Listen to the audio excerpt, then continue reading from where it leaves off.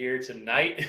Josh and I have, just been talking about a few things here, before we hopped on camera. And so, we're still kind of laughing about that. But man, I'm excited to get back on here. I guess it's been about 3 weeks or so since we've been on, roughly somewhere around there.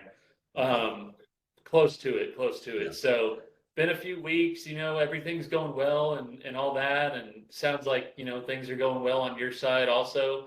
But what's interesting about right now is Easter is right around the corner. And I know a lot of our viewers are tuning in from all different parts of the world. And, maybe you're in a country that doesn't really celebrate Easter or observe that as a holiday. And, awesome, perfectly fine. But here in the US, it's definitely a holiday that we observe. And, it's a special time of year in the sense of it's kind of when the spring is coming into the air and, the flowers are blooming and the trees are, growing green and everything is just like, it's that newness of life, which I guess kind of goes right into the holiday of the resurrection of Christ. It's this new life, and it's happening right around the springtime. So we thought, why not kind of talk about that a little bit, right? Because we have alluded to, some quotes from Jesus in the past and stuff like that, but we haven't really like gotten deep into it. So we thought it would, be a good time to talk about that. And obviously, you know how it goes. Like we're going to probably go off on a tangent that's going to take us to another planet, but we'll at least start off with maybe some quotes, from Jesus. It's that time of the year, and it's very fitting for like I said, Easter right around the corner. And I know, Josh, you had some that you might want to share, and that's going to kick the conversation right off. So I guess with that, well, let me ask you this. I kind of spoke for you, but how have you been overall? How are things going? And then, take it from there. Yeah, man, everything's been great. Thanks. Awesome intro. Yeah, everything's been going good. Past couple weeks. I would say this, just, just putting it all out there. Some things with work, financial stuff, tax season, taxes came and hit, and uh, you know, definitely wanted to go into the closet and maybe cry a little bit. Right. But with that, I had some things. I know, my type problem. The garage door went out, and the truck. Something happened on the truck. So I mean, I was just hemorrhaging money for the past 2 weeks, and bank account just you're just seeing it come down low, and you're like, oh man, business needs to pick up. But again, with the talks and stuff like that.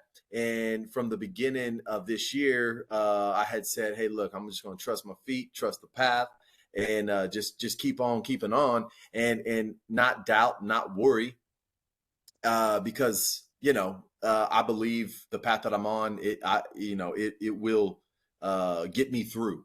It's just another lesson, and I think this lesson right now, because it was getting a little hairy there." And I think I'm on my way out, but I knew to tell myself, hey, you're cool, everything's good, and I think this test right now is to see if I'm gonna start doubting, but I haven't doubted yet, and I've started to everything's starting to come back around, and keeping, like we talked last video, the energy, the perspective of things, and seeing things in positive, and just being positive, even though maybe one day was just brutal. Just remember to smile, and just say, hey, I'm good. So and it's worked.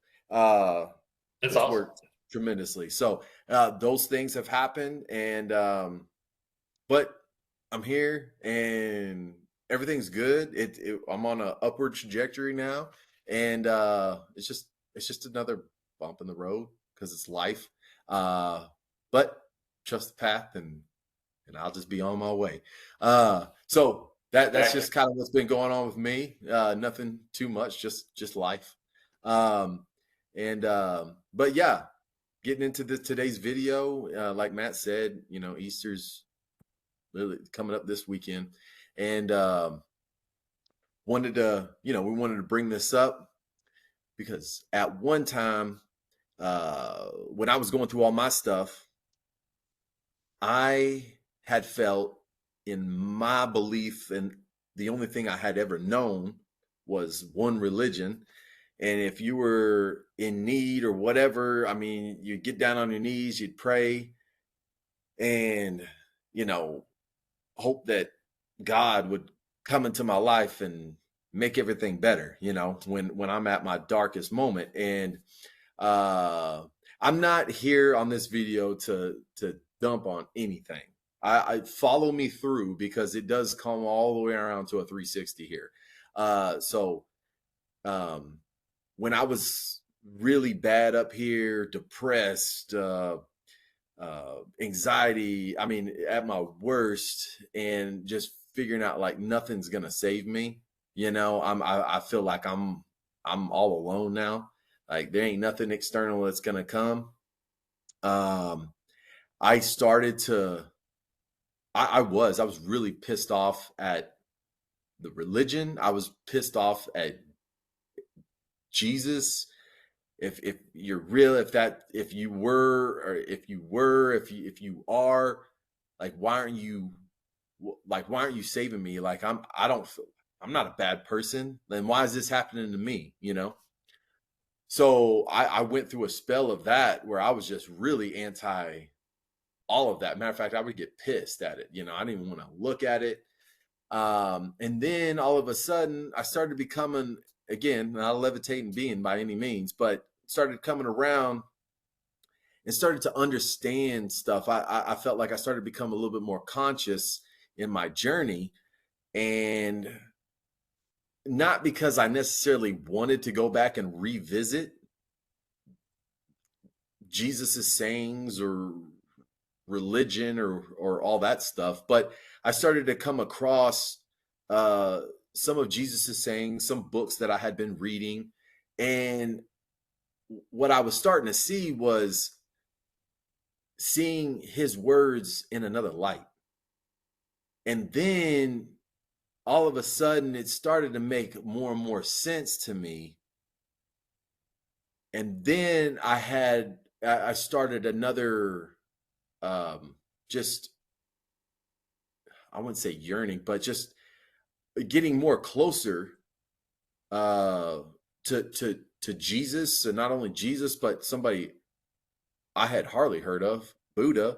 Now I know Buddha quite well, of a lot of stuff that he's done and said and stuff, and Krishna and all those guys. And that's something that I never thought I would ever come across. But it was through that journey that led me to all this. And we're today, we might get into some Buddha or Krishna stuff, but I've got some Jesus quotes here that we'll probably start off with. But again, the reason for that story was because my family, very Christian, and if my uncle were to ask me about something, I would lie and say, "Oh yeah, yeah, I believe what you believe," because I just didn't want to get into some argument or I'd be shunned or something like that. But now I don't have to lie. If somebody says, "Hey, hey, do you believe in Jesus?" I say, "Yeah, well, I believe in Jesus." Now, if they were to ask me more, I'd say, "Well, I believe in Buddha and I believe in Krishna. I believe in all these guys." Uh, just the same. Um, and if they were to press me anymore, I would just say, "Hey, I see Jesus, but I see him in another type of light. You see him this way, I see him this way." But we all are following the same figure, or studying the same uh, person.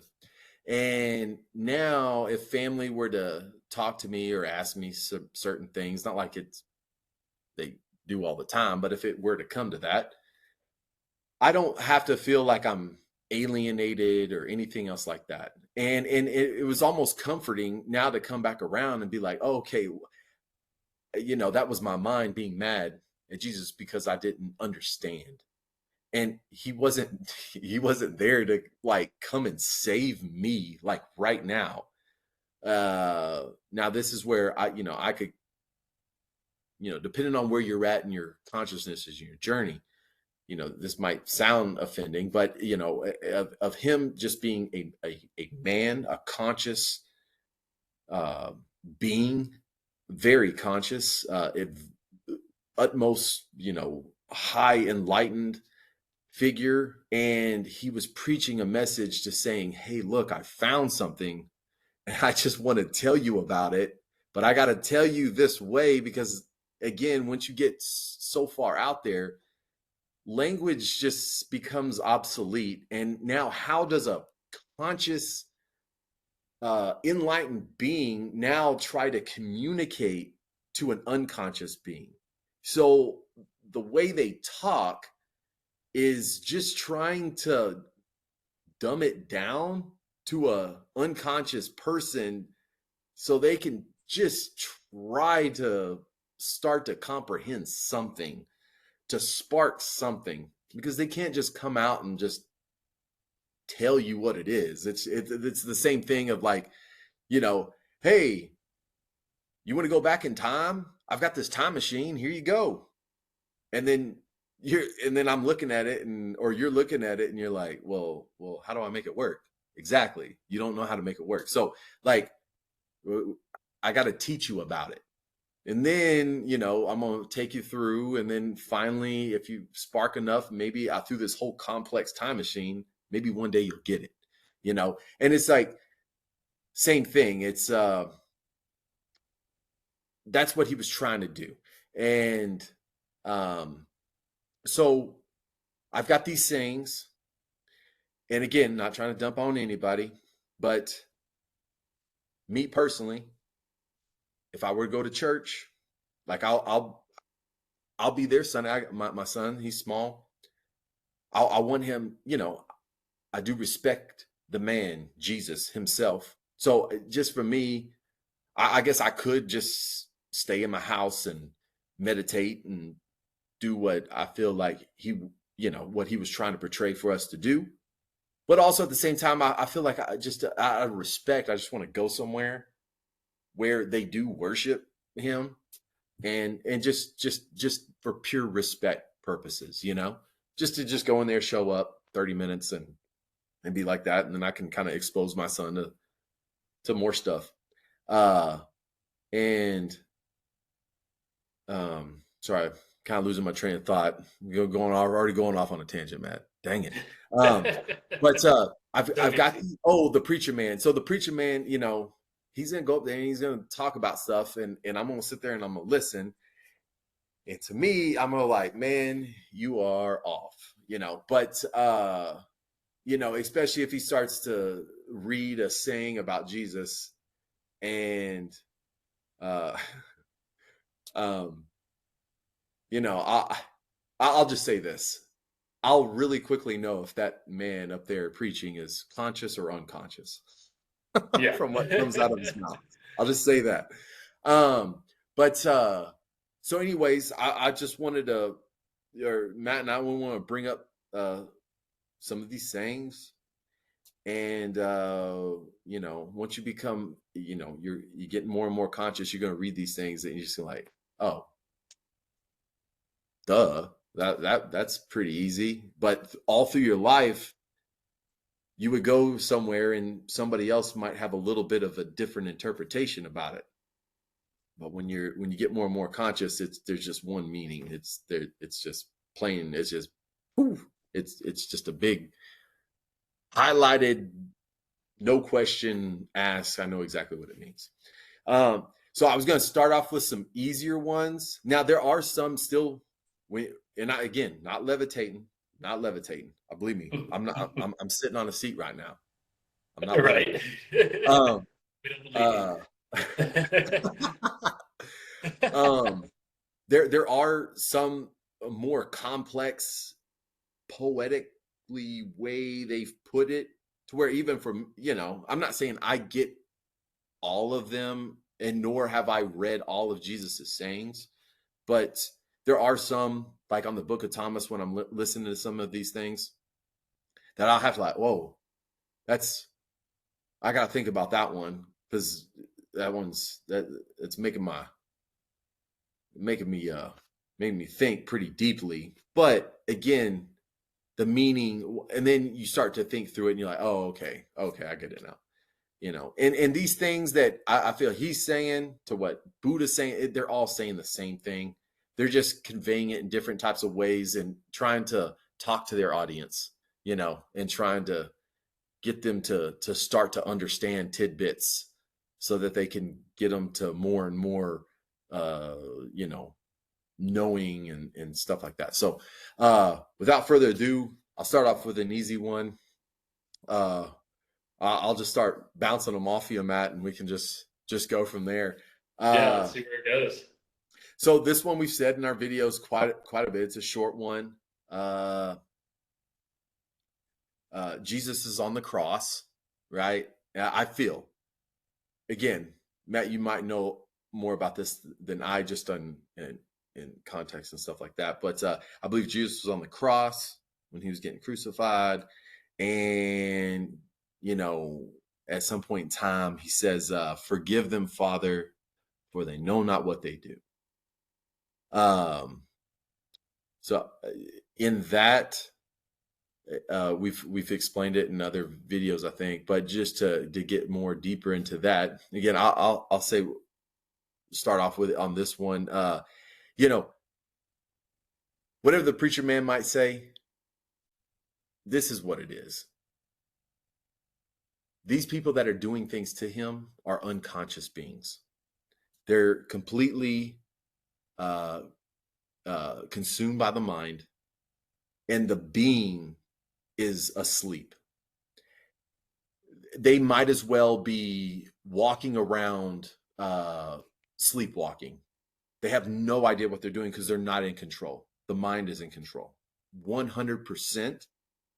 So, how can you get mad at somebody that has no idea what they're doing? The being within is the same being that's within me, the same being that's within Jesus, to the same being that is the one that's punching him and spitting on him and spearing him. They're all one. But the difference is one's conscious and the other one's not.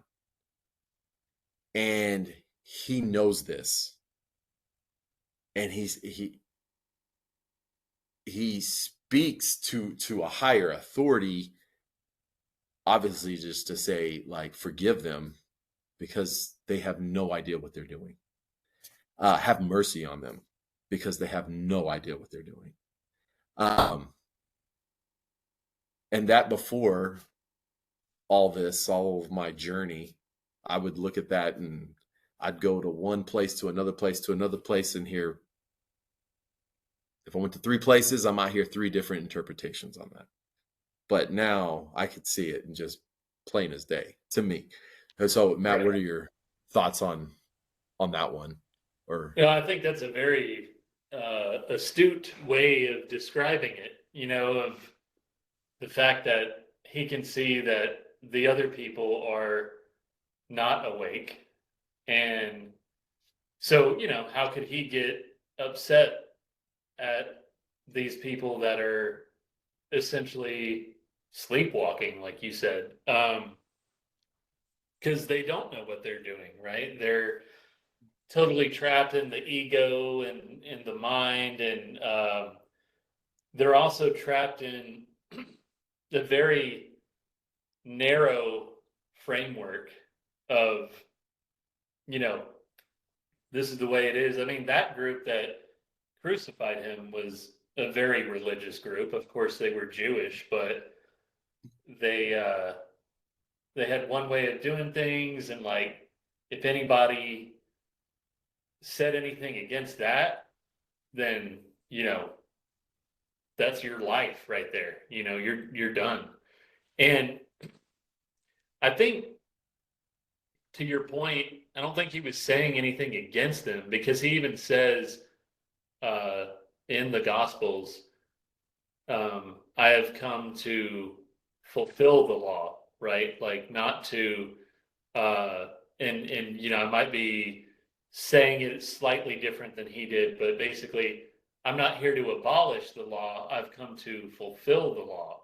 Mhm. And by the law, he meant the Jewish law. So, you know, what does that mean, right? For me, it's like he's not there to say you guys don't know anything, and you know I know everything. And you know, now there were moments in time where he kind of said things similar to that in a way. Like he said, the I believe it was the Pharisees he was speaking to are like whitewashed tombs, because uh, they do all these religious things on the outside, and they make sure that everybody can see how religious they are and how righteous they are, but on the inside they're like dead. you know Mhm. and and that is kind of like similar to what you were saying, right? Is like, um they're doing all these rituals, they're practicing all these different religious observances. Like the Sabbath day was so, you know, holy for them and set in stone for them that they even um, they even blamed Jesus for working on the Sabbath when he healed somebody's hand on the Sabbath day. They're like, well, you're not supposed to work on the Sabbath, right? Like, so by you performing this miracle of healing somebody, you're working on the Sabbath. So, you've broken, essentially the Jewish law. And it's like, well, this guy's, I'm healing a person. Yeah. Right? Yeah. At what point does, the religious framework and, observance become so overbearing that you can't even help somebody anymore? Mhm. It's counterintuitive to what the whole religious idea is in the first place. Like, it's supposed to be about helping other people and loving other people and healing other people. But now they want to prevent him from doing that just because he's doing that on a day where you're not supposed to work, right? I mean, if Right. you really look at it, it's kind of insane, right? But getting back to your point of him on the cross, like, these are the types of people he was dealing with at that time. And he wasn't trying to, you know, um, say that they knew nothing, or that they were worthless, or that they were destined for hell or anything like that. But it was more of, hey, you guys are looking at this from a very narrow lens. And I'm just trying to open your mind up a little bit and open your eyes up a little bit to what else is out there, because like you've kind of got these like blinders on, and you've got tunnel vision of like, this is the way and there's no other way. And in him trying to expose the light and the truth in a way that they could understand, because he did use their language, like you Mhm. said, he definitely used their language. um, Even doing that, it was still too much for them to accept. And because of that, that's ultimately why he was crucified. I mean, they saw it as blasphemy, and they were like, this guy's done. In fact, they chose him to be crucified over somebody who was an actual criminal, right? Mhm. And so I guess him on the cross saying, Father, forgive them, for they know not what they do. It's like, I've been preaching to these people for a few years now, And I've tried to show them the way. And even through all of that, this is where I've ended up. And, you know, I mean, if you believe, everything that's said in the Gospels, he knew that was coming, right? So, it wasn't necessarily a shock per se, although it was still a difficult thing for him to deal with. But it's like, hey, I've been preaching to these people, I've been trying to do all this, I've been trying to show them the way, and I'm still ending up here on the cross. And another aspect that I see of that whole message is like, but I still love them.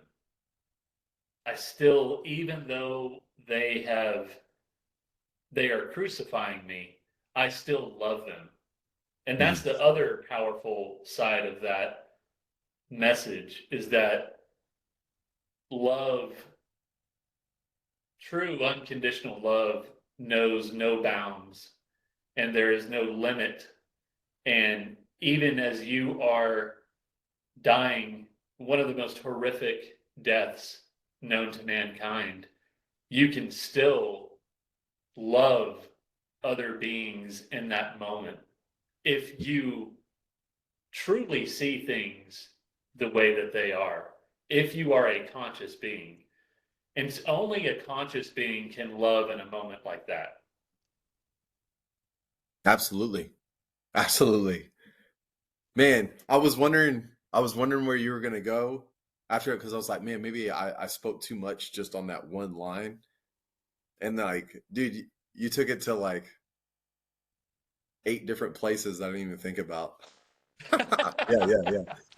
Yeah, that was nice. Oh, That that's was good. nice. Yeah, I like that. All right, here I'm gonna jump into another one. Again, I'm gonna keep these kind of short, uh, or these first couple of ones. Next one is I feel pretty easy as well. My kingdom is not of this world. Mm. Um, so um, on this, you know, again, we've talked about uh, this world and then the real world, or we're living in this fantasy, and then there's reality, or not what you say, the ultimate and the Oh, yeah. Like the uh, ultimate reality and relative reality. relative reality. Yes. So the kingdom is not um, is not of this world. So in this world that that we're living in right now, the kingdom is not here. Now the preacher, again, I'm going to say this because uh, I'll hear him talk about this and uh, don't feel it's right. So if I were to read this before all of this, it would be, oh yeah, kingdom not of this world. Obviously, it's in heaven. It's somewhere where I cannot go right now. It is after this. At least that's how it was preached to me, right? So like you die, and then hopefully, you're good enough, and then you go to heaven. You go to this external kingdom, you know, that. But in this world, yes, the kingdom is not here in this world. Talked about. It's an unconscious world. Again, kind of what I've kind of said. Like again, don't know if it's been quoted before, but like you know, there can be peace on earth, but there'll never be peace in this world. Not it can't be in this unconscious uh, place. But the kingdom, when I go within and I am silent,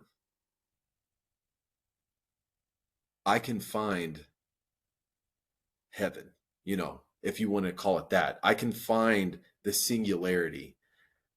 And the further and further you become conscious, the further you become enlightened and you live into that state, you're in the world where the kingdom dwells. Uh, and in that's where we've talked about Like you don't need drugs, you don't need alcohol, music, you don't need nothing. Like all those stimulants, all that stuff, you can feel that, but totally sober. It's just euphoric. You're in a euphoric state, and the further and further you get into this enlightenment, the further the euphoric state becomes. It's heaven on earth. So meaning you don't need to be done of this body to find it. Matter of Hmm. fact, I would say if you're waiting to be done with this body and then find it, you're too late. Mm. You have to find it now. It's here, it's now, but it's not of this world. You know, it's beyond this. It's in the real world. It's on earth, but it's not in this world. It dwells within you. It's all around you. It's like Jesus said, it's the rock, it's the rivers, the trees, it's me, it's you. It's everywhere, and it's also in here. It's it's all of it. So that's that's my take on it. Matt, did you have any on that? Well, that's very interesting, actually, because I didn't even see it that deep. So now I've been enlightened by Josh, which is good. No, I mean, I love that you made the distinction between the ultimate or absolute reality versus the relative slash conventional reality, which we talked about before, right? But it's there is a world that we live in, and it is referred to as the world quite often throughout the Bible, um, which is where we find ourselves most of the time. Like if we're living in the ego and we're living in body identification and we're grasping on to this whole thing right here, including the mind and all of its thought formulations and everything like that, and you know this is the reality of I can feel the table in front of me, and you know that's the world, right?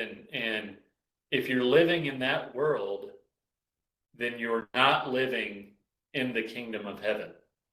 And we know that, right? Because this world, I mean, gosh, there's a lot of suffering, there's a lot of evil, and then there's the other side of the coin. There's a lot of you know, like you said, stimulating things, things that you can get into to briefly, make you feel super euphoric or whatever, right? But of course, they don't last. It's all temporary. And so people want more. They're searching for more. They're searching for something that's, eternal happiness, a happiness that lasts longer than just, a few hours or whatever. Well, what does that look like? And yeah, I mean, I think most people, and again, I want to say this lightly. I don't want to act like, well, this is what most people think, and I think differently, because I have the truth.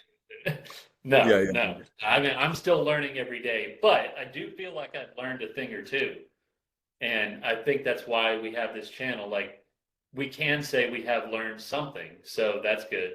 But with that caveat being thrown out there, that disclaimer, I guess, being thrown out there, I will say I feel like most of the people that I interact with on a daily basis, just judging off, kind of how they act, they're living in this world and they're suffering and they want something more.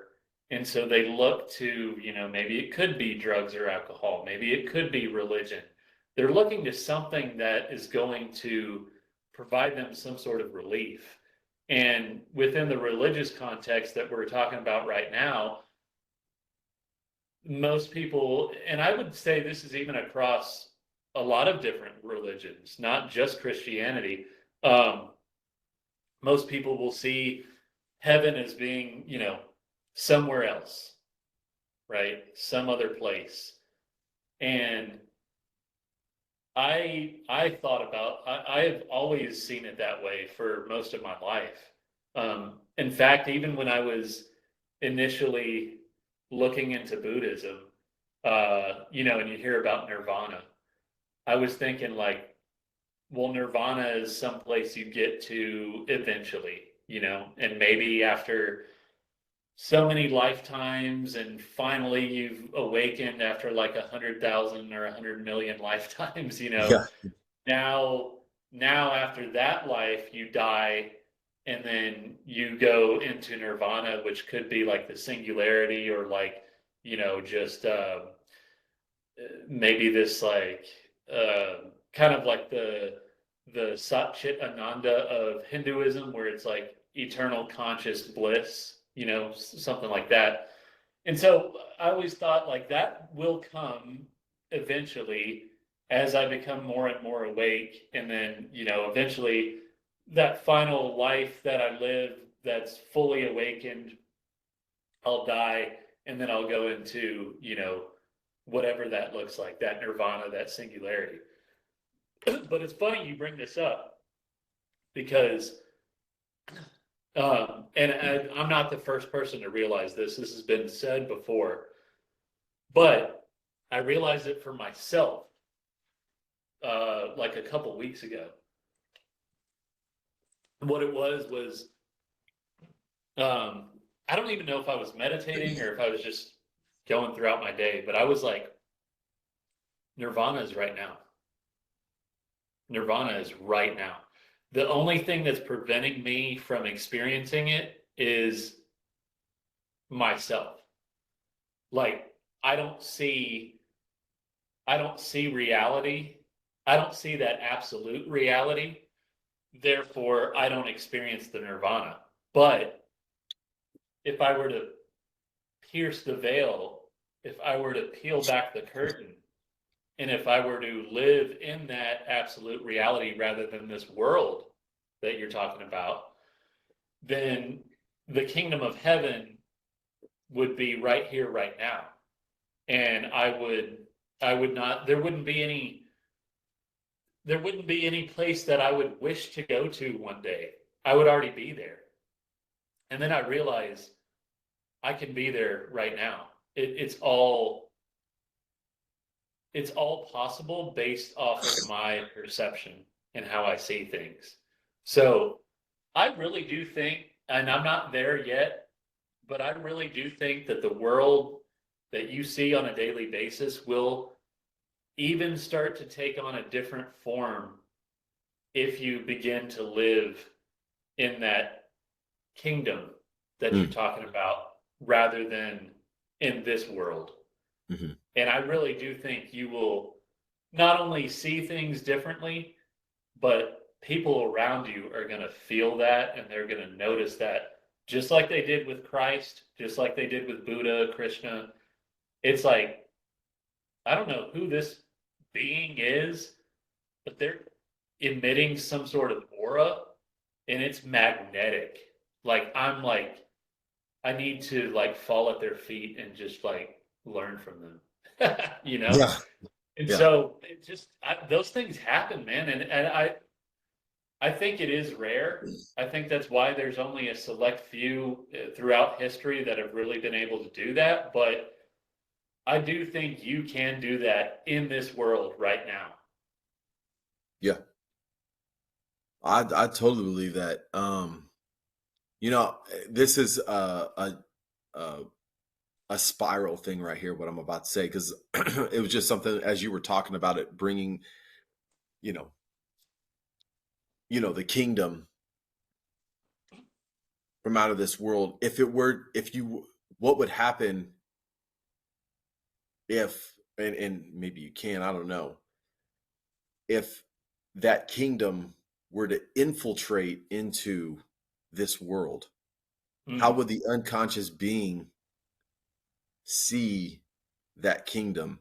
And it's been put to me, and again, I don't know if this is Jesus sayings or something like that, but that, or I don't think this is Jesus saying, but it's somewhere, I don't know, in the end of days, it's like the, I would always hear it like it's the end of the world, or the end of the world as we know it. And if you had something that came in and was going to strip everybody of their, I'm just going to be like, just black and white here, just strip everybody from their minds and just kill what they think is consciousness, but just kill all of that unconsciousness. So therefore, taking everybody's ego away, and then all of us are just pure beings.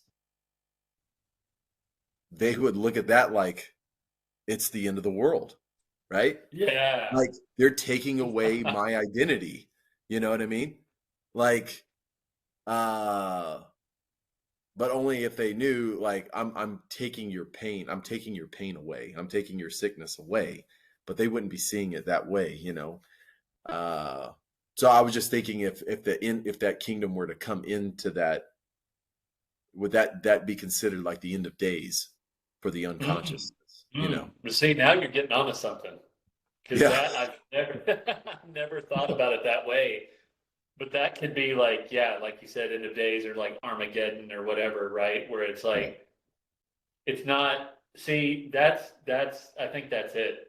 That's it's not like an external thing, right? Like just Mm. like the heaven thing that we were talking about. It's not like, well, you know, all these, it's like a crazy meteor shower comes and, the world blows up, or maybe it's just like charred remains and, now Right. you live in like a hellish realm or whatever. And, I think it's more, dude, I think that's gotta be right, man. Like it's the mind, the ego, the world as we know it right now, uh, you know, this conventional reality where I mean, it's illusory, right? But people don't know that. They think it's more real than real. And Mm. then, but if you take that away, man, the ego does not like that, man. No, no, because it's what you always say about the mind. It has to survive. It, Yeah. it it's it's almost an evolutionary thing, like a survival of the fittest. It's like, oh Yeah. no, no, you're not going to take my life. You're not going to take me away. You're not going to take my identity. This is mine. It's like the Smeagol or whatever on Lord of the Rings, where he's just so Oh yeah. infatuated with the ring, and Right. it's like it's almost like shaking. Like no, no, no, this is mine. It's mine. It's all me. It's mine. Yeah. And then you're just so engrossed in that like if anyone were to take that away from you, yeah, that'd be the end of the world. That would be hell. That would be evil. You would see it as evil. Yeah. You'd be no, no, that's I don't subscribe to that, you know? Yeah. Well, and like how you said too, of like, hey, that being, and then like, I just want to fall at their feet and like learn from that being, to where, again, how it was put to me, of the Antichrist coming in, and how, again, how it was put to me, I don't know if this is right or wrong, of like, at one point in time, the Antichrist would, everybody would fall in love with the Antichrist. And at least that's what I've heard. And then that's when he would have everybody's trust, and then that's when the Antichrist would then, do what he was put here to do.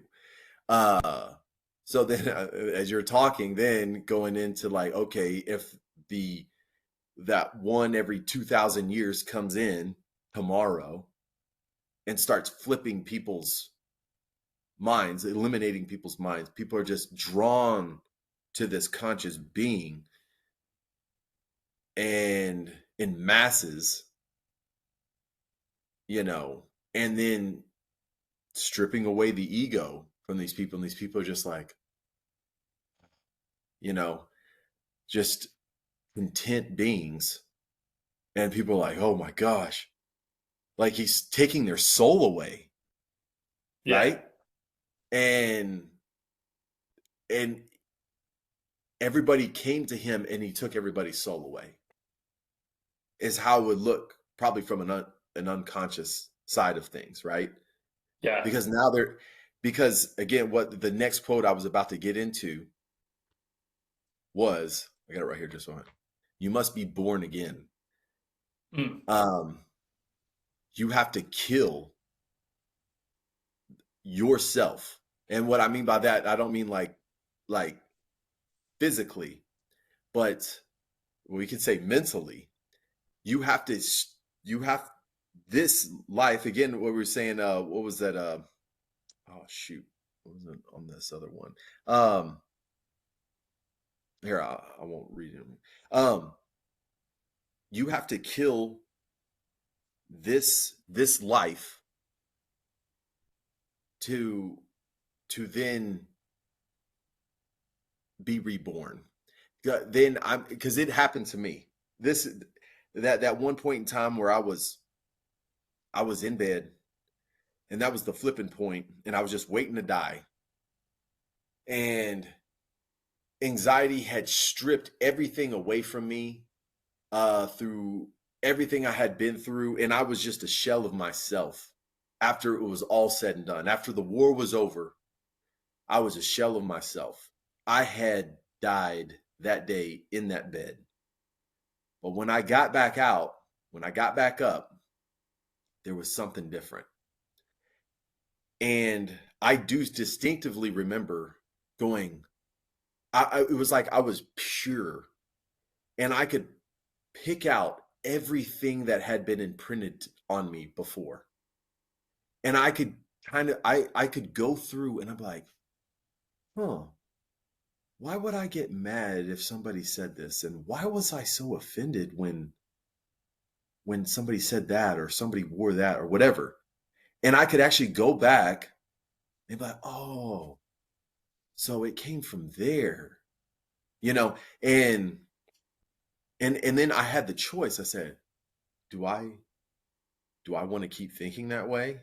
You know, of course not. I don't want to. And I was able to like kind of go through everything and rebuild myself in a without what I feel without any imprints, you know, or as pure as I could be, to where I could look in the mirror and know exactly who I'm looking at, you know. There was Yeah. no lie when I was looking at myself. And at that point, that's when I felt like, oh, that's what the resurrection is. That's Mm. that's being born again. Now I was blind, but now I can see type of thing. Like I get it now. Um, so getting into that quote of, the Antichrist coming in and killing everybody, and then them resurrecting, being reborn again into this euphoric state, of just, hey, that's not Josh anymore because I'm not the same guy as I was before all this. Hell no. I'm like, it's just another life ago, really, is what I see it as. So if that were to happen, and then somebody unconscious back here watching this all go down, going, oh my gosh, the end of days is here and the Antichrist is right, is right there, you know? Yeah. So that makes me think of like, okay, here, this is going to piss off a lot of people. If we were like, I mean, it is like how much of the mind is in just religion itself. It doesn't have to be one or the other or the other. Because now when I start to think of it that way, that to me sounds like there's a lot of mind in that, Right. uh, that passage, those story, that story, and I'm not just picking on one thing. I'm I could go through other books and other religions, and probably we could go in a little bit deep and go, okay, that's uh that's a mind thing right there. How did that get in there? Stuff Right. like that. But No, I agree because it it's like we were saying a moment ago, like you if you don't know, I mean, it's kind of like what the Jewish powers that be thought of Jesus, right? Like to them, he was like an antichrist figure Right. because Yeah. he was saying something that you know it's almost like it's stripping away that identity, right? Yeah. Because he's saying that, I mean, he said some really bold stuff for that time and that place because you know this whole time they're thinking God's up here and we're down here.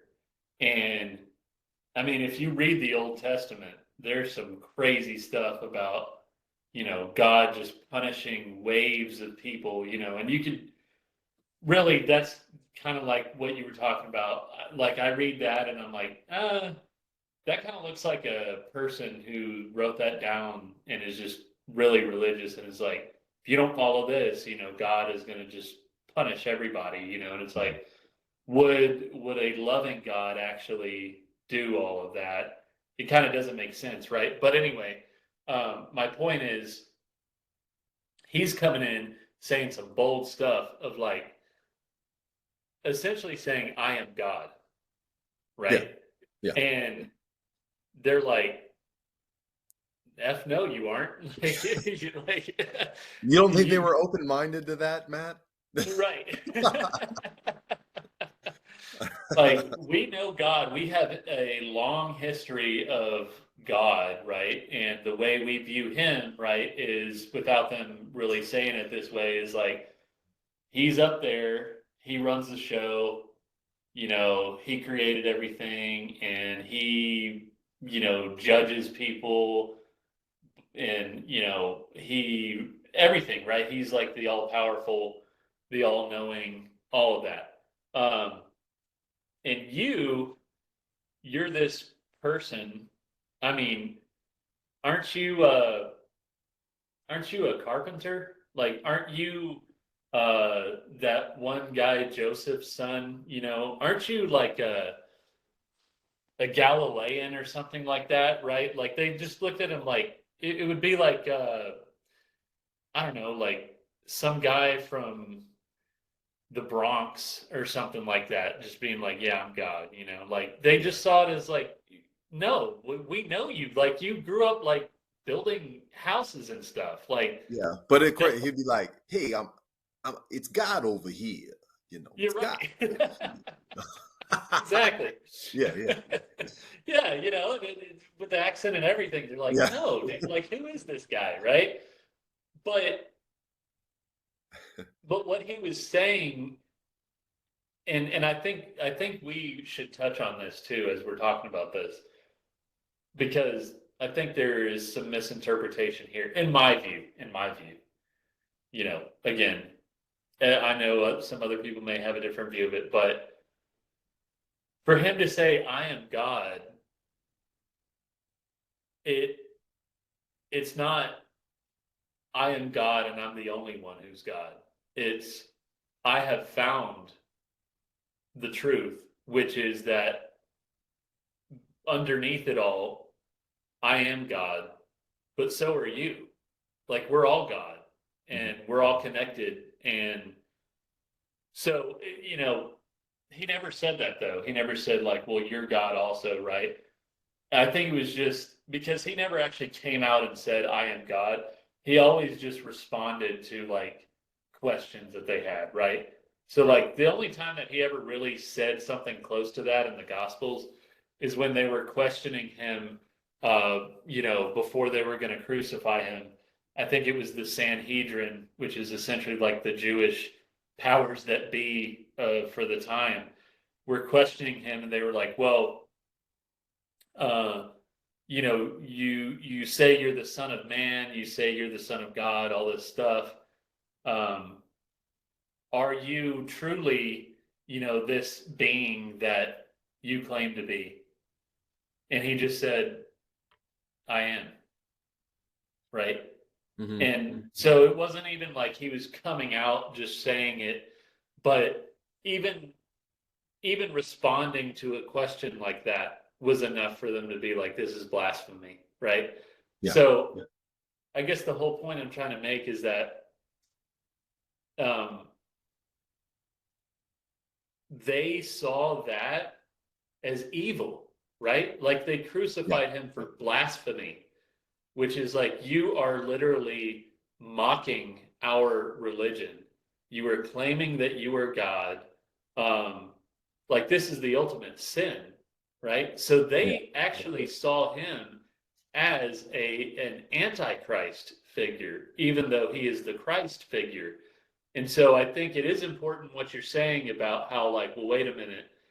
Yeah, and then that kind of touches some nerves a little bit, right? Because it's like, Hmm. wait a minute, is the Antichrist that people are talking about that's supposed to come at the end, will that really be the Antichrist? Or will that be a being that, and we don't know, right? And for all we know, the story may not even be true, but just hypothetically speaking, Right. Right. uh, could that actually be a being that is like another Christ figure that is so otherworldly that people just see that as evil because they don't know any better, right? Because they're like, Yeah. well, he's preaching something that is beyond my capacity, so it's evil. You know, Yeah. it's like, well, Yeah. and then so now it's kind of like, whoa, what are we getting into, right? Are you trying to say, and that, yeah, I can see how that could kind of like get a little bit sensitive, especially if you've grown up like thinking like, no, Antichrist bad, you know, Christ good, blah blah blah. But and I'm not saying it's one way or the other definitively. I'm just saying it's important to think outside the box a little bit and think Yes. like, is the message I'm hearing um, everything that it's chalked up to be, or is there more to it? And should I investigate that deeper before I just label it as whatever and then, brush it aside? Yeah. I that all is man, I want to just keep on exploring down that because it's I think we've kind of tapped into something I hadn't even thought about, and then what you just said was very interesting. Um yeah, because like you said, I know just it's in human nature. And when I say human nature, obviously with the mind intact, of if I don't know what that is, I'm probably gonna fear it, you know, and and just automatically, like you said, stamp that bad, and um, don't want any part of that. Um, so that's that's interesting. That'll be one that I'm going to be continuing to think through over the weekend for sure. I might even meditate on that one just to see how far down the rabbit hole I can go on that one. But Yeah, I mean, it's a rabbit hole for sure. oh, for sure, absolutely, absolutely. But it's those, it's in those that in these talks and stuff, and getting into that is, again, trying to seek the right question, could lead you down, you know, uh, some path that hasn't been found, or a really hard path to find, of like, um, so no, that's super interesting. Uh, Here, I'm gonna give you one more, and then Okay. we'll maybe we might switch it up real quick. Um, I had it just here. Hold on. Um, okay. Uh, I believe we talked about this, just brought this up right before we started recording. But well, I think that's redundant. I think we just kind of went over it. It's one of the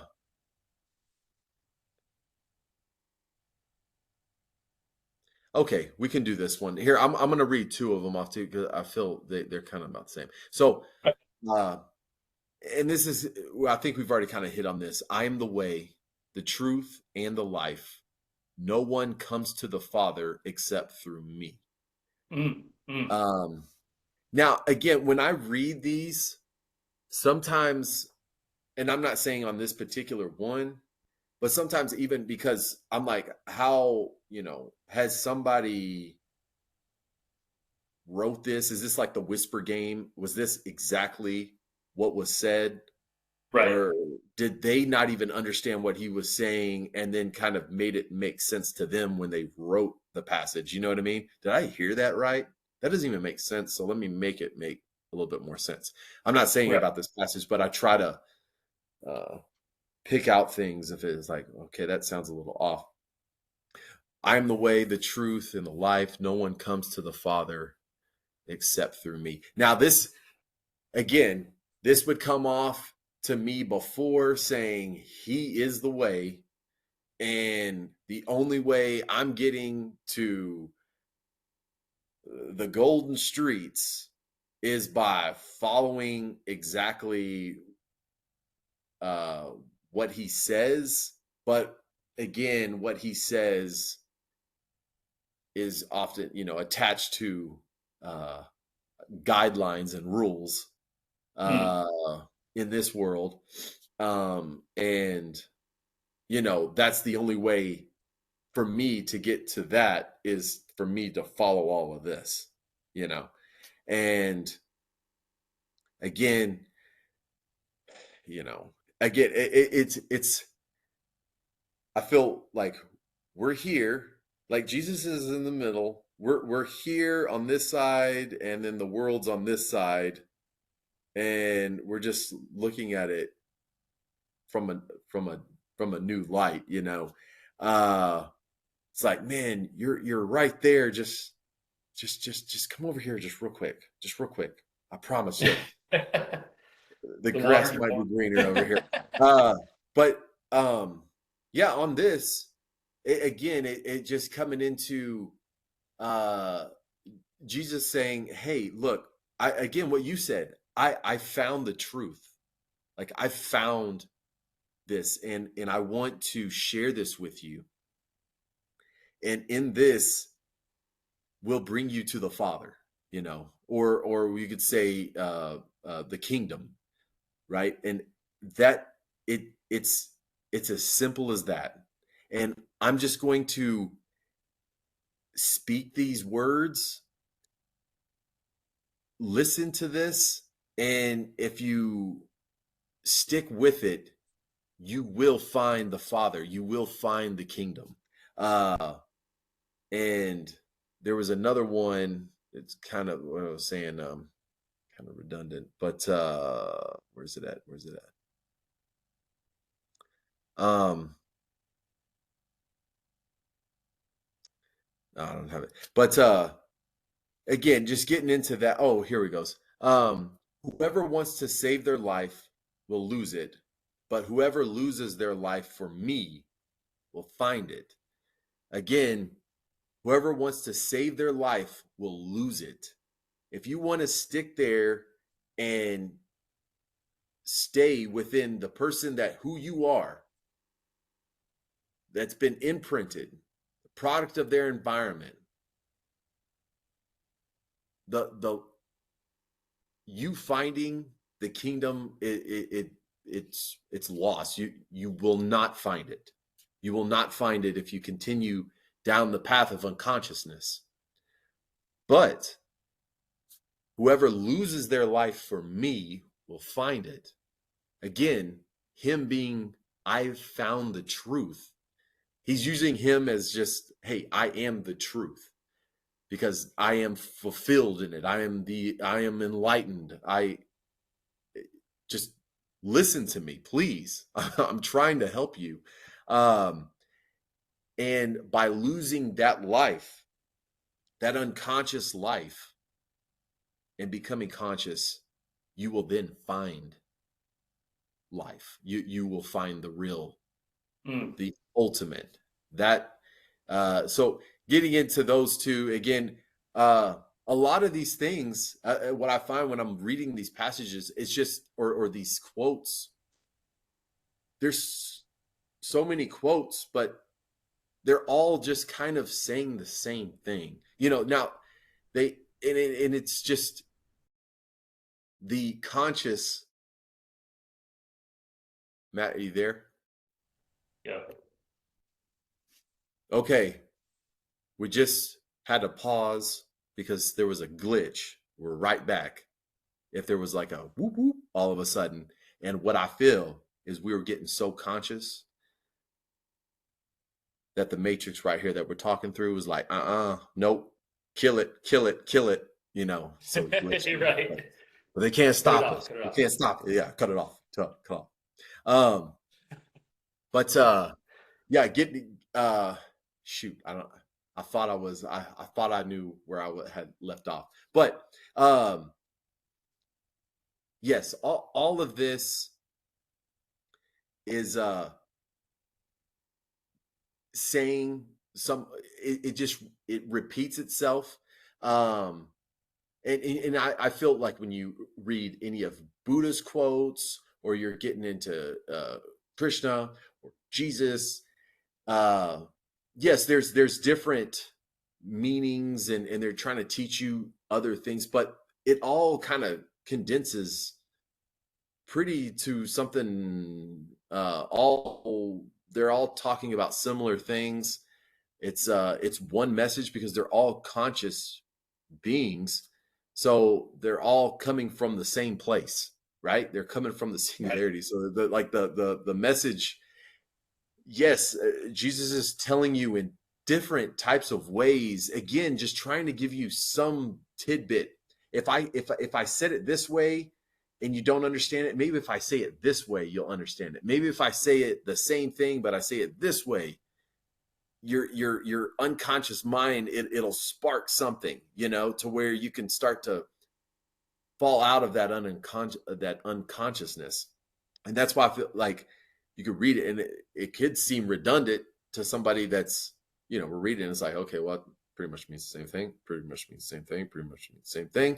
But to somebody else that's unconscious, or again, not levitating here, but just, they could take these passages and just write books upon books upon books about it, of pondering of what what it means. Well, it could mean this, it could mean that. Well, what if it meant that? And that's why I feel like we have so many denominations, just on these words, because there is so Yeah. many interpretations, because it's, but there is only one interpretation.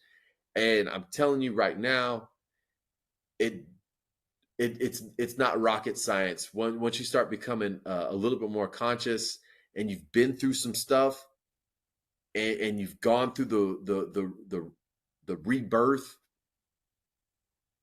you'll just read it and you're just like, oh, I mean, no brainer right there. Got it. Easy. Um, but yeah, sorry, I kind of was talking quite a bit. Did you have any input on those? If No. you yeah. Um, no, I think we did touch on that a bit, especially I am the way, the truth, and the life. No one comes to the Father except through me. Um, when I think of that, I wonder what is me, right? Because if I say no one comes to the Father except through me, um, well, think about it this way, right? If he's a conscious being, then there is no me for him, Mm-hmm. right? It's that identity is gone. Um, but there's no way to really say that in language, right, that makes any sense at all. So you have to say something, you have to refer to some object. And the reason he refers to me is because it's all inside, like what we've been talking about, right? It's not some external thing. But really, there is no me in that, right? So if we know that there's truly not a me there, because a conscious being wouldn't be speaking in that truly in that language, right? They're only speaking in that language to convey a message to an unconscious being. Mhm. So if there's no me there, then the identity part of it, right? I guess the exclusivity of it is stripped away, right? Because I think what people see, and maybe I'm not making sense right now, but what I'm trying to say is what I think most people see in the conventional interpretation of that quote is, oh, well, then, like you said, well, then he's the only way, he's the only one. Um, you're not going to get to the Father except through him, right? So you have to follow him, right? But if he doesn't see, if within that quote, except through me, right? Someone who is unconscious and only sees ego sees me as being a Yes. separate being. So then they say, oh, well, then it's only through him. Mm-hmm. But him knowing that it's not a separate being, him speaking from essentially the singularity, when he's saying except through me, he actually means it's in all of us. And he's Yes. only pointing to himself because, you know, he's the one that's discovered that truth. So like he's using himself as an example, but He's a it's for he's a everyone. vessel. He's a vessel, right? Yeah. Yeah. Yeah, yeah. Like you get what I'm saying, right? Yeah. It, Yeah.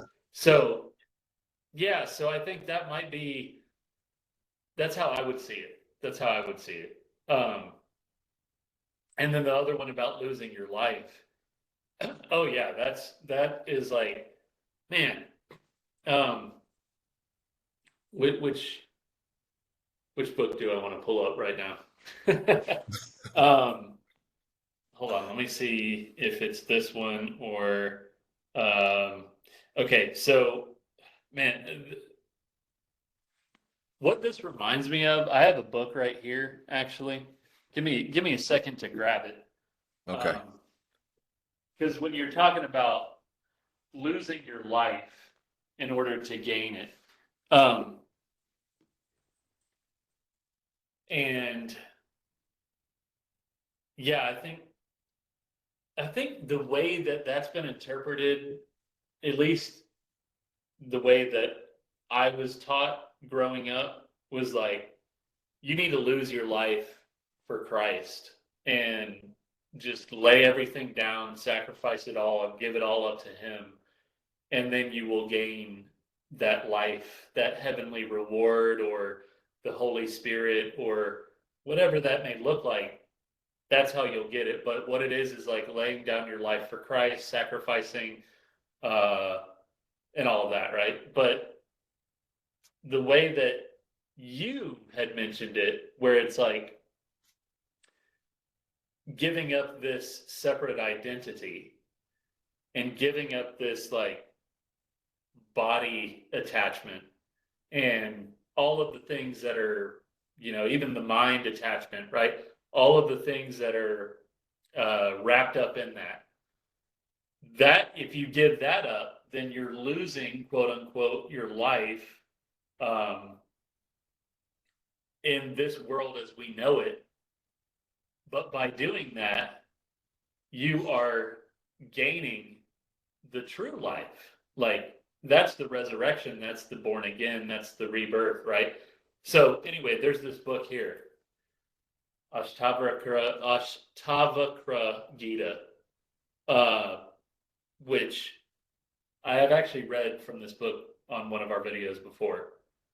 Ashtavakra Gita, I think is how you say it. But Dude, this thing is an absolute gem. I mean, it All right, just, I'm gonna have to get it. but yeah, it's a huge book. Like I'm on page 421 and I'm still not done. But there are some recent verses that I've been reading of in here, or that I've been reading in here, and they speak exactly to this of the thing about losing your life in order to gain it or whatever. Um, and they say it in so many different words.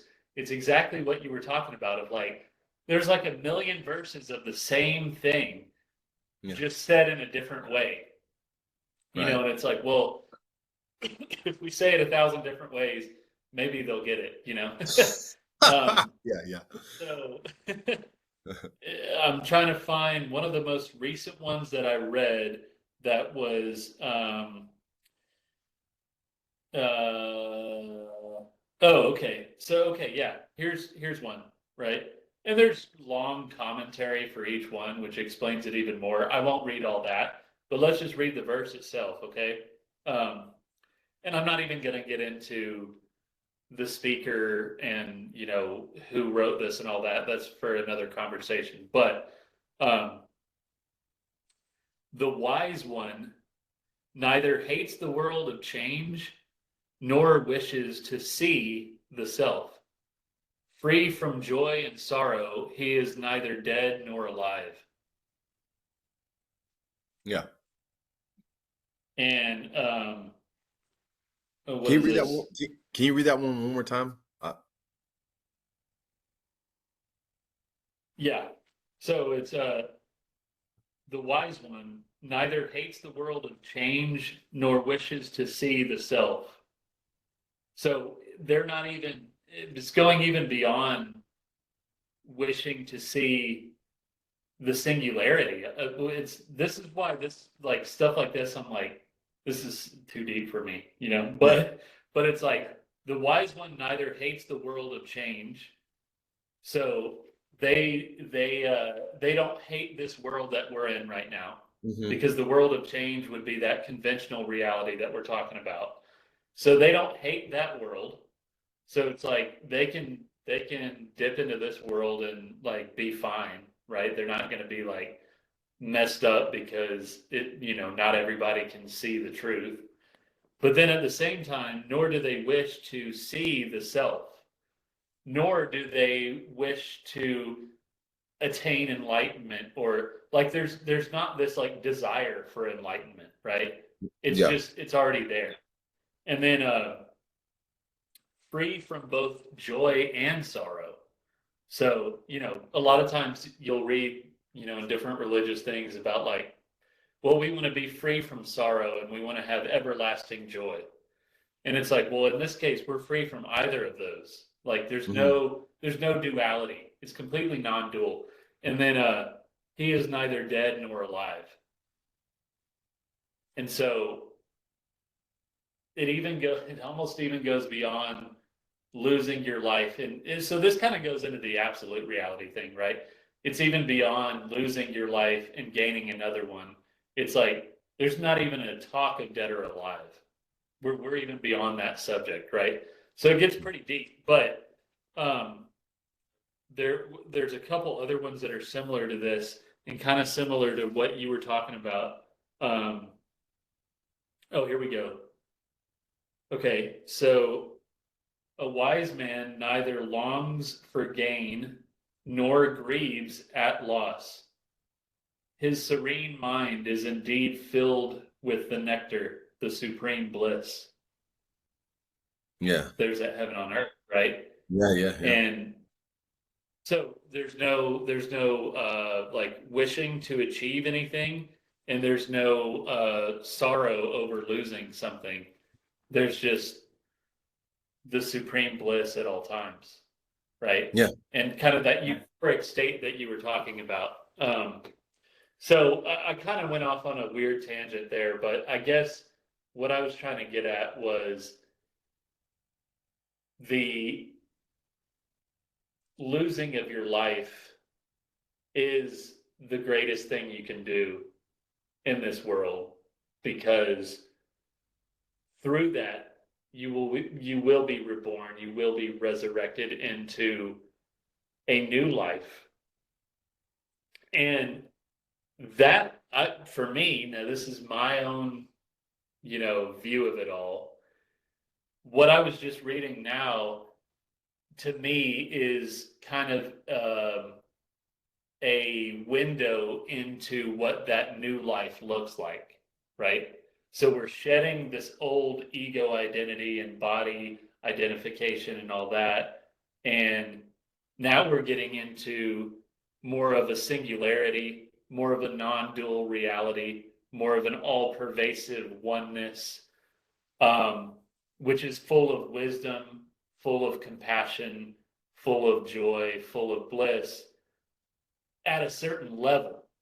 But then I feel like you even get to a level where there's no language that can be used to describe the state, which is there is no joy, there is no sorrow, there is no dead, there is no alive. There is no wishing to gain something. There is no sorrow at losing anything. There just is. And Mm-hmm. what that looks like, I don't know because I haven't reached it yet. Yeah. But I think that that happens outside of time. So that's not something that we are looking to get to one day. And I think that's the mistake that's made too often is like, well, once I get far enough down the timeline, then I'll get to that state. But it's back to what we were saying earlier. That state is right now. In fact, you're already in it. You just don't know that you're in it. Mm-hmm. And the whole idea is to take off, the blinders or the veil that's been covering you this whole time. And once you're able to remove that, you will see that reality right here, right now. But you are the only one who's preventing yourself from seeing that right now. Mm-hmm. But again, that, and without speaking too much longer, that happens outside of time, right? So it's not a, well, one day, and it's hard because we have to talk about things in ways that we can understand. So because we live in a world that is defined by linear time, then we have to say, well, one day I will be enlightened. Or if I keep on treading this path, maybe I'll see it clearly. But in that state, in that enlightened state, there's no concept of time. So there's no becoming. There's no, well, one day maybe I'll be this. It's already there. It's happening in this present moment always, forever. You just don't see it. That's the only problem. And that's why when you say, man, it's just like 1 inch higher than where you already are, you know? Yeah. Like you're talking about all these quotes and you're like, if you could just barely change your perception, then you would see all of it and it would all be connected and everything would open up and truth would reveal itself right there in front of you. But because you can't turn the dial just 1 degree over, then you're still stuck, you know? But if you could just, it's not even that hard. If you could just get just one, maybe like a centimeter above where you're at, then it would all open up.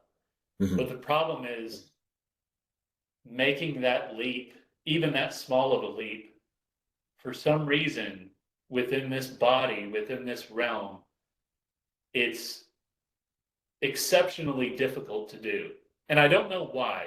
And I almost think it's designed to be that way. I think that this might all be designed to be difficult so that we can learn something more, right?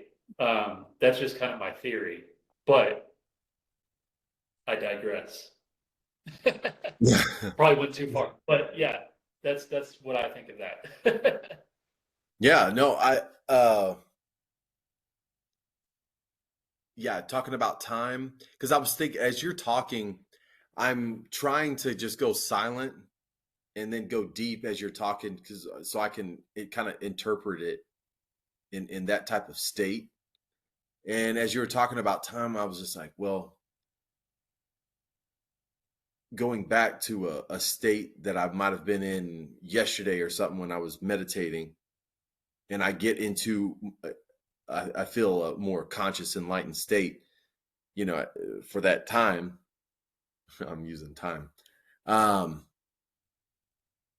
yeah, there, I know that I, I'm not even thinking about time. Like time just doesn't exist there, like you said. It's just, uh, like you said, it just is. Um, and just getting into that, when you just say it just is, it gives the mind nothing to work on after that. Like it doesn't give it anything when you say it just is. Or I believe when the burning bush said, was it Moses that went up there? Yeah, right. Yeah. The burning bush, and he's like asking like, what are you? And it says, I am that I am. Mm. And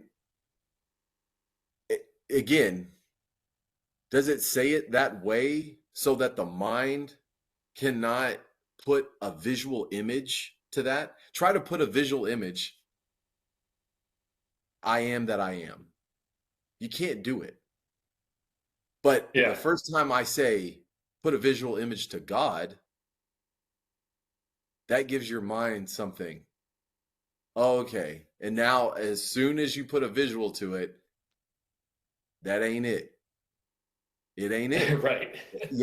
So,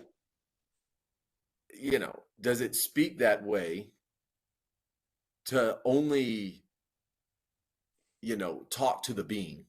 The mind can't, I am that I am. The hell does that mean? You know? Um, but it's again, it's the play on words, uh, you know, maybe the only way to come and try to save somebody that is unconscious, that necessarily wasn't looking for consciousness, the only way to try to get them is through language. Now there's the other type of way where, again, I'm always, on a path here, but how I've come, I believe, on a path wasn't necessarily through language. I feel another way is of it happening to you is by something traumatic happening to you, you know, Mm. um, Yeah.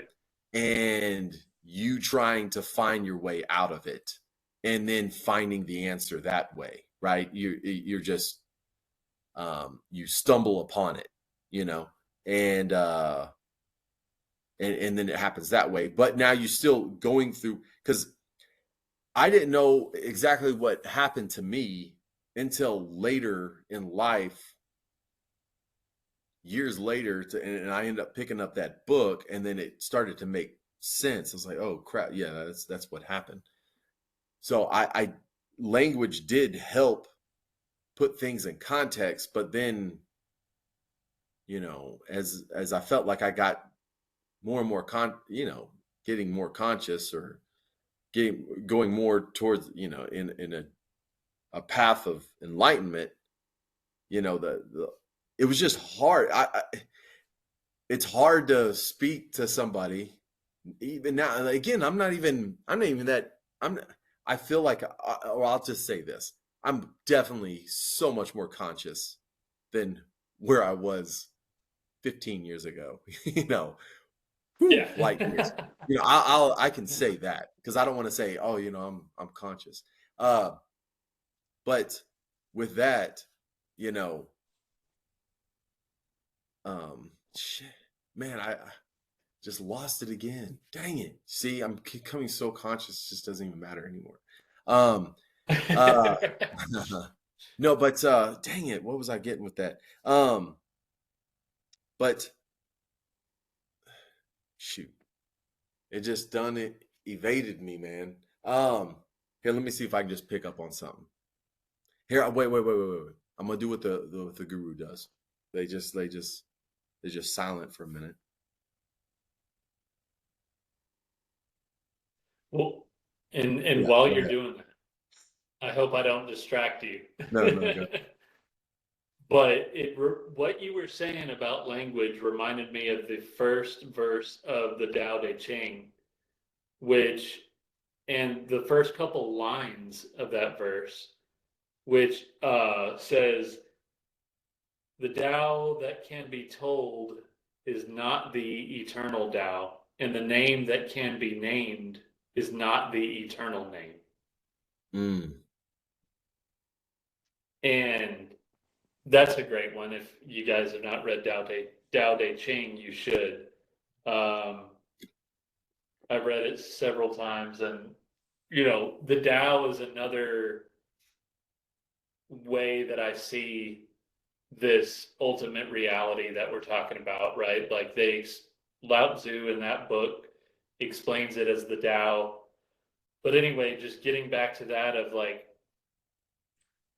the I am that I am thing that you were saying, right? hmm It's like if you start to put a name on it, if you start to put a visual to it, um, you've already gone off the path. Yeah, yeah. uh, and then it's the weirdest thing though, man, because I think that's why I think we're here for a reason, and why um, like life was designed to be a mystery. At least this human life that we're living on this earth, I think it was designed to be a mystery because I think I think we come here to experience. I think that's literally what I think we come here to do. I don't think it's chalked up to any more than that. I don't think it's any deeper than that. I think that we come to this planet to have an experience. Like, what is it like to be incarnate in a human body and walk the earth? And okay, if you do that, then you have to know that you're going to be very limited in what you can do, right? You're essentially going to be like you've been living in a 12-dimensional world and now you're going to go live in a 2D world. You're going to be like Mario running across the screen. But if you could experience that, and if you knew that there would be something to learn through that experience, then maybe you would do it. Maybe you would be like, yeah, I know I'm going to lose everything, but it's going to be a ride, and like I've got all of eternity to do whatever I, want to do, I guess. So why not have this experience? Yeah. Why not grow through this? But so then it's like you come here and then there's so many different things to do. And you can get into books and you can gain all this knowledge, and uh you could get into hobbies, and you could get into work, and you could build a family, and gosh, you could do like anything you want, as obviously, some people may have disabilities or something, and I feel for people like that, right? But even then, like you could still do something, right? Like, even if you're in a wheelchair, you could paint, or your creative mind could just sprawl out and come up with the craziest stuff, and maybe you could be like one of the greatest artists known to man or whatever, right? Or you could pick up an instrument and like be a virtuoso with an instrument. Whatever the case may be, there's like a million different things you can do on this planet, and I think we come here to have those experiences, and then it's like we realize, wait a minute, what are we really doing? Like, Yeah. what is this whole thing all about? And then you kind of go back to like awakening to your true self. And then you're like, well, actually, none of this really matters. And none of this is really real. And um, I could read all the books in the world and I could be the smartest person, the most, the deepest person. I could talk about any subject. And yet at the same time, there's, nothing to be said. There's, there's nowhere to go. There's nothing to be, nothing to become, right? Hmm. So yeah, it's really interesting. All right. Yeah. So yeah, what do you think about that, man? I know I went off on another tangent, but Yeah, I was just thinking again, going as we're talking about all this, the mind, fear lives in the mind. You know, without the mind, the being is pure. Like you said, uh, I don't fear the world. There's no joy. It's just you're just it just is. And then I was putting together of again that talk of what if the antichrist had come, but it was really the pure being, the next 2,000 years, and it came tomorrow, and how we would view that if you were unconscious. But the unconscious mind would fear that, and it fears what it doesn't know. But the conscious mind knows that it's all fine, it's all okay. And then I started to we were talking about something, and then it went to death. So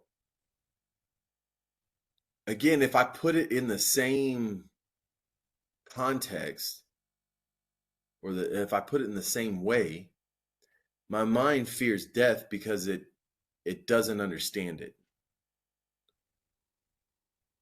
But the being doesn't. So I guess what I'm getting at is that every time we were talking about these things, the mind, the unconscious is constantly in a state of fear, and the conscious fear is not does not dwell in that world. So death, if we put it in that way, death would be again nothing to fear. It's only the mind that fears death. Uh, and then I could see that death is it's just it just is. It's just it's just a part of the process, or it's just again it just is. So it's right. It's the way it's supposed to be. Um, and as you were talking, that's what I was thinking about. But yeah, um, so in all this, I know we've probably been talking for quite some time. Um, in this video, and again, there's a lot of stuff that I'm going to ponder about over the weekend. Um, but same here. yeah, um, what we wanted to do today, again, just to kind of sum up from what we were talking about, or how we started talking in the beginning, is that um, you could be in a state of just anger because you've been down on your knees and it was preached to you that, hey, if all you got to do is pray, and you know if it ain't working, then pray harder, right? That's pretty much the that's the answer. um but and then you'll feel abandoned, like I did. Abandoned, like it. Well, if it is real, and if Jesus is this all righteous being, and if there is a God, then how dare that put me through this? And why doesn't it just take it all away? And I would say now you need to go through um, your path in the way that you're going through it. But I would say stick with it, but you will come around and you'll see what we're talking about. And the way that it was preached to you, yes, you do have a right to be angry. But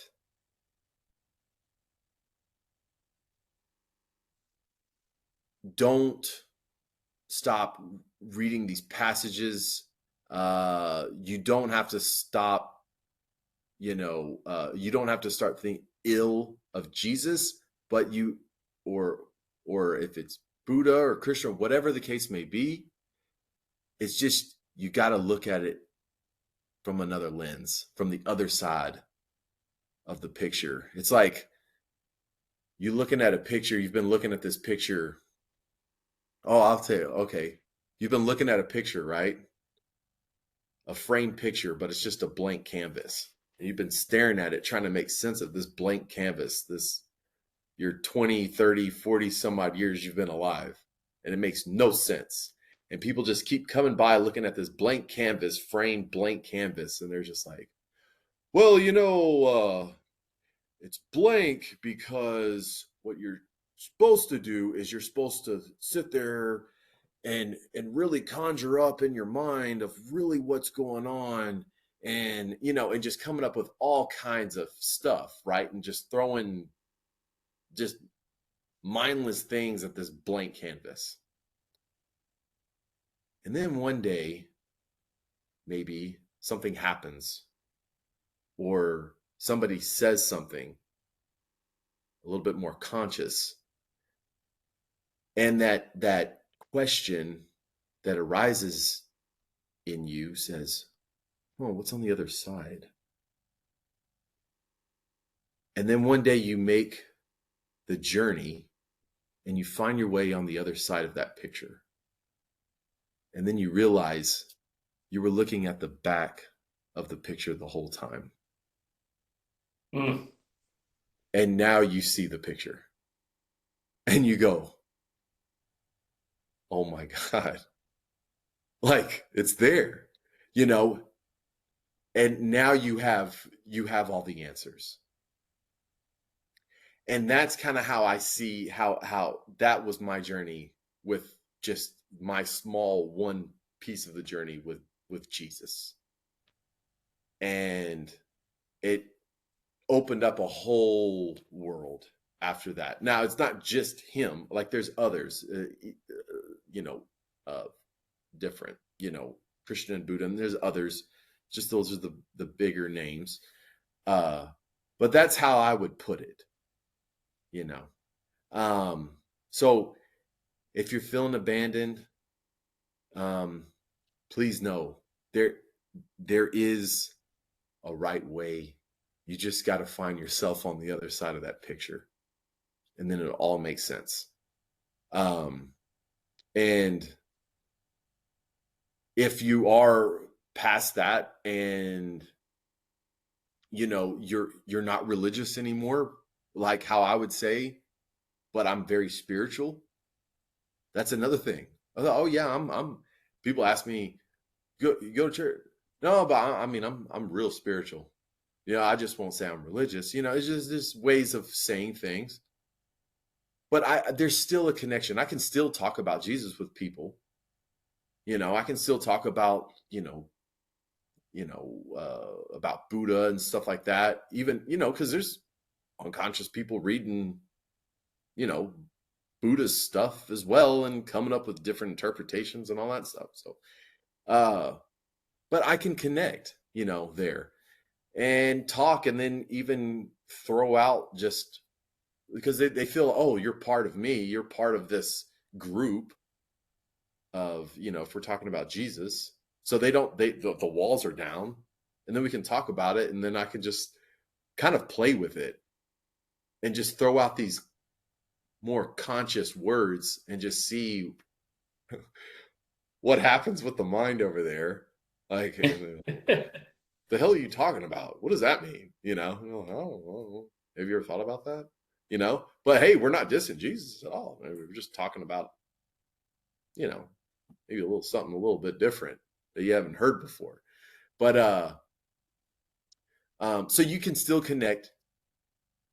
If you wanted to go to church, you go to church, and now sometimes when if I do go, I go and I hear what they're saying, and I don't have to hear what's being preached.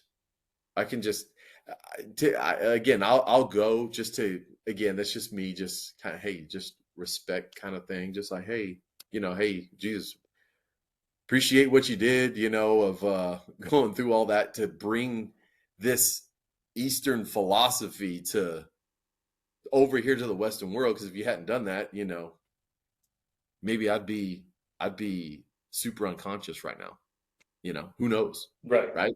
Because I'm gonna tell y'all guys from halfway over the world down here in Texas, if I hadn't went through my trip, I would have never known who Buddha was or anything. God, this is how ignorant I was.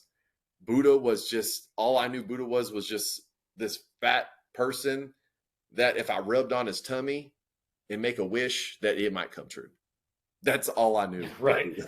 I mean, so that Eastern philosophy was not ever going to get down here. You know what I mean?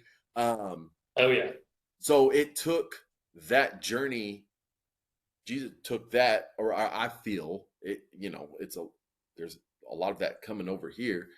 Now I do think he had his own way of saying things and the way he put it in context, his play on it. But